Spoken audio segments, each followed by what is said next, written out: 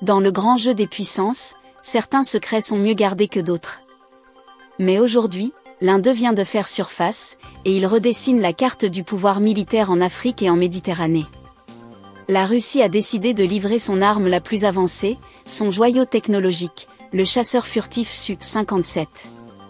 Et contre toute attente, le tout premier client à l'export n'est ni l'Inde ni la Chine, mais l'Algérie. Des sources concordantes confirment que les premiers appareils, sur un contrat de 14, ont été livrés en novembre 2025. Cet accord est bien plus qu'une simple vente d'armes, c'est un pivot géopolitique majeur.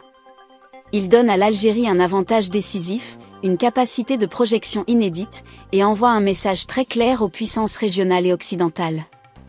Ce n'est pas juste un avion, c'est une déclaration de puissance. Voici pourquoi ce deal, longtemps négocié dans l'ombre, change absolument tout. Pour saisir l'ampleur de cette annonce, il faut se pencher sur les relations algéro-russes. On ne parle pas ici d'une coopération de passage, mais d'un partenariat profondément enraciné dans l'histoire, qui remonte à la guerre froide. L'Algérie a toujours été un client majeur de l'industrie de défense russe, équipant son armée avec du matériel de pointe.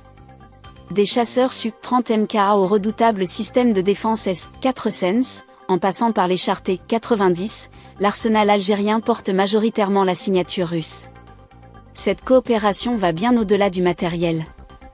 Elle inclut la formation de milliers de militaires, des exercices conjoints et un soutien technique constant qui assure l'efficacité des forces algériennes. C'est une relation de confiance bâtie sur des décennies, où la Russie a toujours fourni à l'Algérie des équipements performants, sans les contraintes politiques souvent imposées par les fournisseurs occidentaux. Pourtant, l'arrivée du Su-57 n'est pas une simple continuité. C'est un véritable saut quantique. Jusqu'à présent, l'Algérie modernisait sa flotte. Avec le Su-57, elle change de dimension. Elle entre dans le club très fermé des nations qui possèdent un avion de combat de 5e génération, une capacité que seuls les États-Unis, la Chine et la Russie maîtrisent. L'Algérie devient ainsi la première nation africaine et arabe à atteindre ce seuil technologique, un tournant stratégique mûri de longue date, notamment depuis que la crise libyenne a montré la nécessité d'une souveraineté militaire absolue. Alors, qu'est-ce qui rend cet avion si spécial ?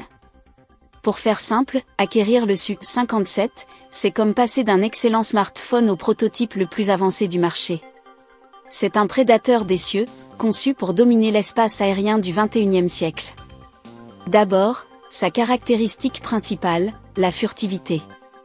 Le Su-57 est conçu pour être quasiment invisible aux radars ennemis. Sa forme, ses matériaux et ses revêtements spéciaux absorbent et dévient les ondes radar, lui permettant de s'approcher de ses cibles sans être vu, ou alors bien trop tard. C'est un avantage tactique immense qui rend obsolète de nombreuses défenses conventionnelles. Ensuite, sa perception du champ de bataille est phénoménale. Là où la plupart des chasseurs regardent devant eux, le Su-57 a une vision à 360 degrés. Il est équipé d'un système de capteurs et de radars avancés qui lui permettent de suivre de multiples cibles simultanément. Il voit tout, partout, tout le temps. Il peut engager des cibles aériennes, terrestres et navales avec une précision chirurgicale, tout en restant un fantôme pour l'adversaire. Enfin, sa polyvalence est redoutable. La version export, le Su-57E, est réputée extrêmement capable, partageant l'essentiel des technologies de la version russe. Il est capable d'emporter dans ses soutes une panoplie d'armements dévastateurs, des missiles RR à très longue portée, mais aussi des missiles de croisière et des armes anti-radar. Certains rapports évoquent même une future compatibilité potentielle avec des missiles hypersoniques, ce qui le placerait à la pointe de la technologie offensive mondiale. En intégrant cet appareil, l'Algérie ne se contente pas d'acheter un avion. Elle acquiert la supériorité aérienne pour les décennies à venir. L'arrivée du Su-57 dans l'arsenal algérien n'est pas une simple modernisation, c'est un pivot géopolitique qui envoie des ondes de choc à travers toute la région. Pour l'Algérie, cela marque le passage d'une posture de défense à une posture de puissance régionale affirmée. Avec une flotte composée de Su-57 et de chasseurs avancés comme les Su-30 MKA, l'armée de l'air algérienne se positionne comme l'une des plus puissantes d'Afrique et du monde arabe. Il ne s'agit plus seulement de défendre son propre ciel, mais de projeter sa puissance, de contrôler des zones stratégiques en Méditerranée et au Sahel, et de dissuader toute tentative d'ingérence. Pour la région, le message est direct.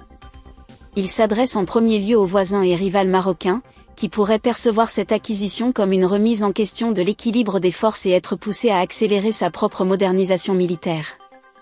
Mais le message est aussi envoyé aux puissances européennes. L'Algérie signale qu'elle est désormais un acteur militaire incontournable, dont les intérêts devront être pris en compte. Elle se positionne comme une force stabilisatrice, déterminée à ne laisser aucun vide stratégique à ses frontières qui pourrait attirer des interventions extérieures. Pour les puissances occidentales, notamment les États-Unis, ce contrat est un signal fort. Pendant des années, Washington a brandi la menace de sanctions, via la loi CAATSA, pour décourager les pays d'acheter des armements russes. En allant au bout de cet accord, Alger démontre sa résilience face à ces pressions et réaffirme sa politique de non-alignement. Elle choisit ses partenaires en fonction de ses intérêts stratégiques, et non en fonction des injonctions de Washington ou de Bruxelles. Mais ne vous y trompez pas, l'acquisition du Su-57 n'est pas une décision isolée. C'est la pièce maîtresse d'une stratégie de défense globale et cohérente. Le Su-57 n'opérera pas seul, il agira comme un multiplicateur de force. Imaginez un réseau de défense interconnecté. Au sol, l'Algérie déploie déjà des systèmes de défense antiaérienne parmi les plus sophistiqués au monde, comme les S-3 et S-4. Dans les airs, les Su-57 agiront en chef d'orchestre. Grâce à leurs capteurs surpuissants, ils pourront détecter les menaces de très loin et coordonner les actions des autres appareils de la flotte, comme les Su-30, tout en opérant en tandem avec des drones de reconnaissance. Cette vision intégrée montre que l'Algérie ne fait pas que collectionner du matériel. Elle construit un système de systèmes, une force redoutable adaptée aux guerres modernes où l'électronique, la data et la furtivité sont les clés de la victoire. De plus, le pays investit massivement dans le capital humain. La télévision d'État algérienne a confirmé que des pilotes sont déjà en formation intensive en Russie pour maîtriser cette technologie de pointe. Car posséder les meilleurs outils ne sert à rien si personne ne sait s'en servir à leur plein potentiel. Cet investissement dans la formation prouve que l'ambition algérienne est une transformation profonde et durable de ses capacités militaires. Au final, le contrat du Su-57 est bien plus qu'un simple achat d'armes.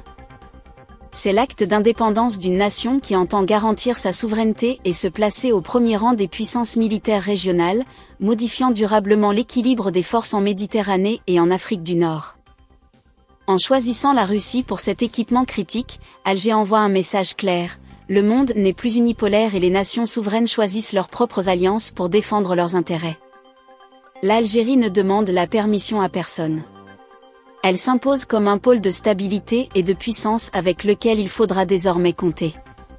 Ce deal secret est en fait une affirmation spectaculaire sur la scène mondiale, la preuve que de nouveaux acteurs montent en puissance et sont prêts à prendre leur place.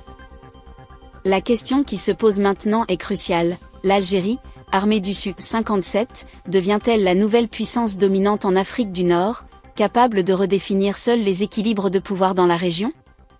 Votre analyse nous intéresse. Donnez-nous votre avis dans les commentaires.